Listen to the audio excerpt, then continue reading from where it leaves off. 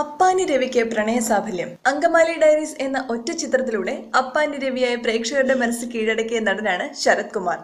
ആറ്റുകാൽ അമ്പലത്തിൽ വെച്ച് നടന്ന ലളിതമായ ചടങ്ങിൽ രേഷ്മയെ സ്വന്തം ജീവിത സഖിയാക്കി ശരത് തിരുവനന്തപുരം അരുവിക്കര സ്വദേശിയാണ്. കാലടി സംസ്കൃത കോളേജിൽ പഠിച്ചുകൊണ്ടിരിക്കുകയാണ് ശരത് ഇപ്പോൾ.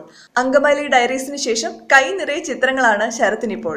ശരത് കുമാർ ആട് ഒരു ഭീകരജീവിയുടെ രണ്ടാം ഭാഗത്തിലെത്തുന്നു, അതും വില്ലനായിട്ട്.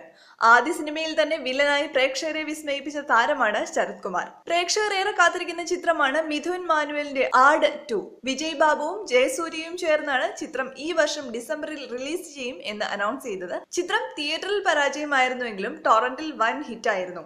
ഈ ചിത്രത്തിന്റെ ആദ്യ ഭാഗത്തിലെ അതേ ആക്ടേഴ്സിനെ ഒക്കെ നമുക്ക് സെക്കൻഡ് പാർട്ടിലും പ്രതീക്ഷിക്കാം. ശരത് കുമാർ ഇപ്പോൾ സണ്ണി വെയിൻ നായകനാകുന്ന പോക്കിരി സൈമന്റെ സെറ്റിലാണ്. അപ്പോൾ ഇതിലെ കഥാപാത്രം എന്ന് പറഞ്ഞാൽ കേരളത്തിലുള്ള ഏറ്റവും വലിയൊരു വിജയ് ഫാൻസ് ആണ്. പുള്ളിക്കാരന് ഓട്ടോ ഡ്രൈവറാണ്, ഒരു മോളുണ്ട്, ഫാമിലി ഉണ്ട്, ഇവിടെ അടുത്ത് തന്നെയാണ് താമസം.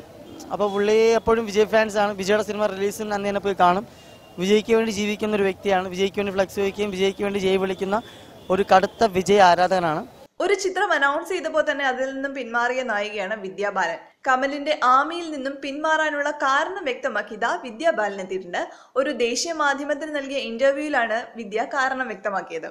പ്രതീക്ഷിച്ച രീതിയിൽ തന്റെ കഥാപാത്രവും ഈ ചിത്രവും ഒന്നും അത്ര വികസിപ്പിച്ചിട്ടില്ലായിരുന്നു. അതോടെ സിനിമയുടെ അണിയറ പ്രവർത്തകരുമായി അഭിപ്രായ വ്യത്യാസങ്ങൾ ഉണ്ടായെന്നും വിദ്യ വ്യക്തമാക്കി. ഇതുകൊണ്ട് മാത്രമാണ് സിനിമയിൽ നിന്നും വിദ്യ പിന്മാറിയത്. മലയാളത്തിൽ ഇനിയും അഭിനയിക്കാൻ താല്പര്യമുണ്ടെന്നും അതും മോഹൻലാലിനൊപ്പം അഭിനയിക്കുക എന്നത് തന്റെ വലിയൊരു ആഗ്രഹമാണെന്നും വിദ്യ പറഞ്ഞു.